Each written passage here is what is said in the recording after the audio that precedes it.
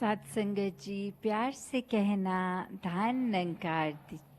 प्रेम तचपंडी धान नंकार जी। आज यहाँ हैदराबाद के समागम पे, जहाँ सिर्फ तेलंगाना और आंध्रा के ही नहीं बल्कि और भी जगहों से, देश विदेश से महापुरुष पहुँचे हैं, और उद्देश्य मन में यही कि ये निराकार, ये प्रभु का गुणगान संतों के साथ रहना, ये सिखलाई संगत की अपने जीवन में लेके एक अपने मनुष्य जीवन को जो एक जीवन मिला है उसका असली उद्देश्य इस परम पिता परमात्मा की प्राप्ति, कि ये जीते जी ही आत्मा को इस परमात्मा से मिलाना है, आत्मा की भटकन खत्म करनी है और वो ब्रह्म ज्ञान द्वारा निराकार के दर्शन करके जीवन में वो सारी मानवीय गुण एक रूहानियत से भरे हुए एक मानवीय जीवन को जीना है। तो कैसे अपने जीवन में हर कोई जहाँ एक मानवीय गुणों से जीता चला जाए, वहीं एक आध्यात्मिक पहलू जो कि आज संगत में भी जैसे सुना कि जब इस परमात्मा से जुड़ गए तो जीवन में ये रोशनी आ गई, ये रूहान हो गया, और ये रूहानियत के साथ फिर इंसानियत खुद ब खुद एक जीवन में आ ही गई। तो कैसे अपने जीवन को जीते जी जहाँ सभी ये मानवीय गुणों से तो जी रहे हैं, वहीं साथ में एक बात वही जो आज भी शिक्षा मिली कि कैसे सारे संसार के लोग भी एक हैं, ये हर एक में ही परमात्मा है और हर एक का चाहे पहनावा, खाना, बोली, भाषा अलग है, फिर भी एक सारे संसार के जो धर्म सिखाते हैं वो ये प्यार ही सिखाते हैं। और सबसे पहले कि ये सच्चाई को जान लो, ताकि फिर एक जीवन जहाँ जीना बहुत ही सरल हो जाता है स्थिर के साथ जुड़ के, वहीं एक फिर जीवन के बाद भी वो आनंद ही मिलना है। तो कैसे हर कोई जहाँ ये जीवन में अपने एक परमात्मा को सिर्फ बातचीत का ही विषय ना बनाए, प्रभु परमात्मा की प्राप्ति ही एक जो वो कोर है, एक जीवन का आधार है,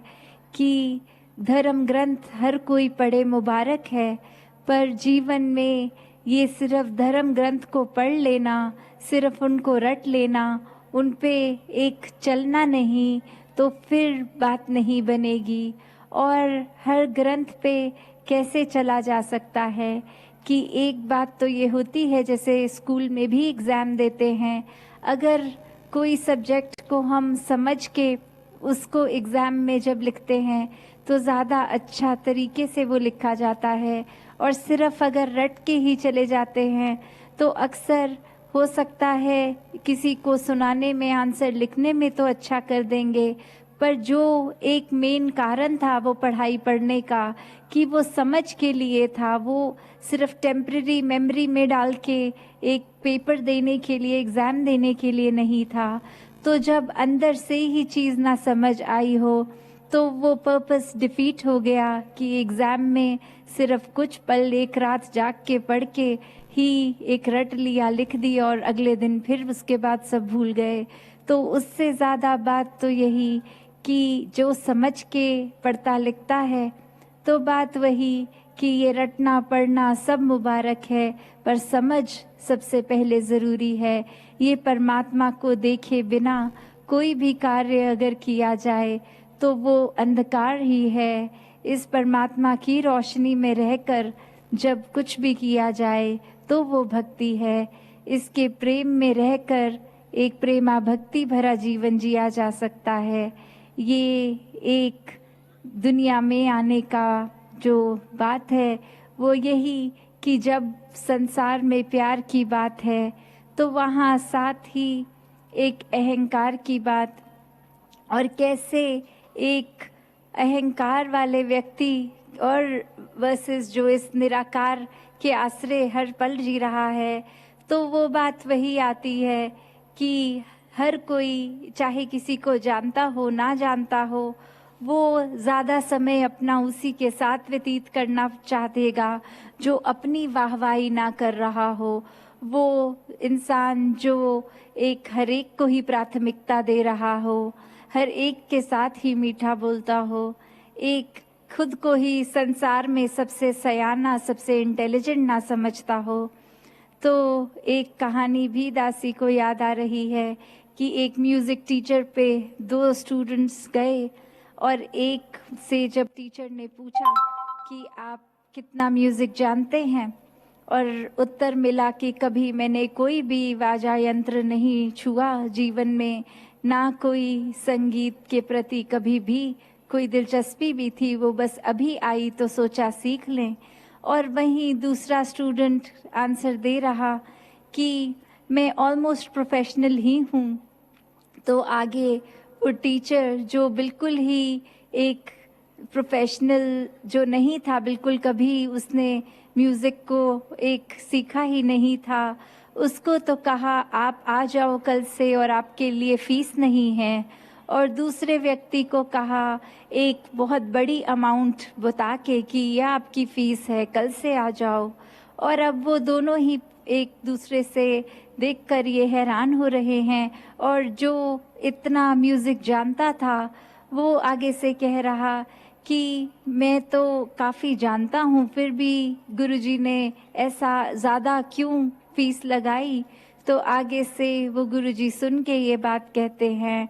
कि ये जो नहीं जानता उसको तो सिर्फ सिखाना ही है, उसको तो सिर्फ सही चीज़ बतानी ही है, और वो सिखलाई अपने आप पकड़ लेगा। जहाँ आप इतना कुछ जानते हैं उसको एक बार अनलर्न करना पड़ेगा, ताकि फिर एक नए तौर पे, एक नए तरीके से चीज़ों को सीखो आप। तो उस इंसान पे तो काम ज़्यादा नहीं लगेगा, इसलिए उसकी मैं फ़ीस भी नहीं ले रहा, और आपके ऊपर काम ज़्यादा करना पड़ेगा कि पहले जो इतना कुछ लर्न है उसको अनलर्न करके फिर रीलर्न करना है। तो वही बात इंसानों की भी कि अक्सर कुछ कहीं से सुन के बाद एक उसी को सच्चाई मान लेते हैं, और फिर एक ये भाव मन में आ जाता है कि हमसे ज़्यादा तो किसी को कुछ पता ही नहीं, हमसे ज़्यादा तो धर्म ग्रंथ किसी ने पढ़े ही नहीं। और वही बात कि फिर वो जब भ्रष्ट श्रेणी में हो तो फिर चाहे वो पढ़ा लिखा हो चाहे अनपढ़ हो, बात वही कि ये सच्चाई से अगर रूबरू हो गए हैं तो फिर एक ये जीवन रूहानी हो गया है। फिर एक जो प्रेम इस परमात्मा के प्रति, वो मोहताज नहीं रहता कि कोई कौन सी उम्र का है, पढ़ा लिखा है, विद्वान है या नहीं है। तो ऐसा जीवन जीकर संतों ने हमेशा ये सिखाया कि एक प्यार पूरी मानवता से हर एक से किया जा सकता है, चाहे स्वभाव कितने भी सबके अलग हों। एक हर एक में उनमें परमात्मा के ही दर्शन करके जब ये समझ आ जाती है तो मन से अपने आप ही ये जाति पाति नफरत के कारण सब दूर हो जाते हैं। सब अपने जैसे ही अपने से ज़्यादा श्रेष्ठ भी लगने लगते हैं। सब में ही फिर हर समय इस परमात्मा को देखा जाता है। कैसे ये जो बात आती है कि संसार में जीवन में आए हो तो पूरी दुनिया ये अपने कामकाज, ये रिस्पॉन्सिबिलिटी निभानी तो है, पर इसमें इतना नहीं उलझ जाना कि इस परमात्मा के लिए ही समय ना रहे। इस परमात्मा को भूल कर काम में जितना, एक चाहे वो गृहस्थी जीवन हो, चाहे वो अपने कोई ऑफिस वगैरह के काम हो, पढ़ाई लिखाई हो, वो फिर एक माया का रूप लेके नुकसानदायी बन जाती है। जैसे ये शहर का नाम भी सिकंदराबाद, और राजा सिकंदर, सबको ही वो कहानी पता है जीवन की। इतना कुछ उसने हासिल भी किया, सब कुछ हासिल करके हासिल कुछ भी नहीं। मैंने देखा है कई सिकंदर खाली हाथ जाते हुए, कि कैसे जीवन में हर कुछ प्राप्त करने का लालच, एक इतना महत्व आकांक्षा इतनी बढ़ा के कि ये परमात्मा ने जो दिया उसको ठीक से जिया नहीं, उसको तो उसको अप्रिशिएट नहीं इतना किया, उसमें इतनी अपनी जो शुक्राना भाव था वो तो नहीं किया, पर जो कुछ नहीं है उसके पीछे ये दौड़ लगा ली कि इसको प्राप्त करना है। तो भाव वही, जिस तरह हर कोई ये संत समझाते हैं कि ये जो पल है उसको पूरी तरह जीने वाली बात, कि आगे का जीवन पीछे का जीवन इसकी ना आने वाले की टेंशन लेनी है, कुछ आगे चिंता करनी है, और ना ही जो बीत गया इतना सुंदर उसके ऊपर आज को कंपेयर करते रहना है कि पहले हमारी ज़िंदगी बहुत आसान थी, अब तो बहुत दिक्कत है, तकलीफ़ है। तो बात वही कि पुरानी चीज़ों को सोच के हम अभी अपना प्रेजेंट को गवा देते हैं। जो कुछ जीवन में आया नहीं है उसके बारे में कल्पना करके, सपने लेकर एक आगे की चिंता में, उसके ड्रीम्स बनाने में फिर इतने व्यस्त कि अभी जो हाथ में पल हैं वो गवा दिए जाते हैं। तो संत तो यही समझाते हैं कि इसी पल में, हर पल में अपने इस प्रभु को शामिल करो, इसके ही ध्यान में रहो। पहले इसकी प्राप्ति, फिर इससे प्यार हो जाएगा जब, तो फिर हर पल एक ठहराव के साथ जिया जाता है। फिर वो कामनेस, पीस, एक स्टेबिलिटी की बात, स्थिरता जब आ जाती है, मन में शांति, तो बात वही कि ये बेचैनी जीवन से चली जाती है। और ये बेचैनी इस वजह से जाती है कि ये परमात्मा का ही दिया जीवन है,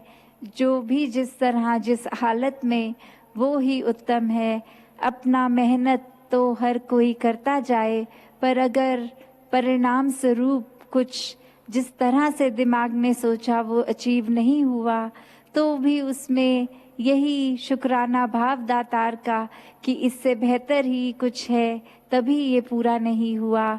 तो संत हर हाल में इस प्रभु का शुक्राना करते हैं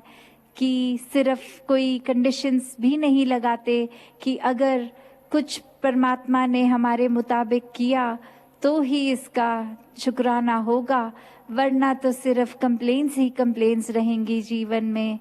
तो बात वही कि हर पल का शुक्राना ये करते जाते हैं संत, हर एक के जीवन में प्रभु शामिल हो, ये इस तरह का जीवन होता है भक्तों का। अपनी तरफ से सेवा भाव मन में रख के पूरे संसार के लिए बिना किसी भेदभाव एक तत्परस्त रहते हैं संत, कि हर एक के जीवन को किस तरह और सुखदायी किया जा सकता है, हर एक की ये तड़पती आत्मा को कैसे परमात्मा के साथ मिलाया जा सकता है। तो संत तो यही शुरू से, चाहे कोई भी एक हम कल्चर से बिलोंग करते हैं तो संतों को एक उनकी बोली को देख लें, किसी ने भजन रूप, किसी ने कविता रूप, किसी भाषा में भी किया, तो मुख्य संदेश हर एक का यही रहा कि इस परमात्मा से जो जुड़ गए उन्होंने तो जीते जी अपने जीवन को मुबारकबाद जीवन बना दिया, और जो इसको देख नहीं सके, इसकी भक्ति नहीं कर सके, इसके रंग में नहीं रंग पाए, उनका जीवन आया और गया, पर वो एक काम का जीवन नहीं रहा। तो कैसे जीते जी हर कोई जो इस जीवन को जी रहा है, ये मौका है अभी कि अपने जीवन का उद्देश्य प्राप्त करके इस निराकार को जान लें, इसको मन में बसा के अंग संग हर समय देखकर, फिर इस कादर की बनाई कुदरत में भी हर जगह ये नज़र आएगा। और ये जैसे जैसे सेवा सिमरन सत्संग मन करता है उतना ही और ये रंग भी पक्का होता रहता है। फिर संतों की वाणी पे अपने जीवन के हर पहलू को ये भक्त उतार देता है कि हर तरह से शिक्षा मिल रही है जीवन को सही तरह जीने की, और उसी तरह जीवन जीते जाएं। मन में ये भेदभाव नहीं, सेवा भाव लेकर ही सेवा हो, और फिर ये परमात्मा को मन से एक प्यार के प्रति ये सुमिरन हो। तो दातार कृपा करे हर किसी के जीवन में ऐसी ही भक्ति हमेशा बनी रहे। साथ संगत जी, धन निरंकार जी।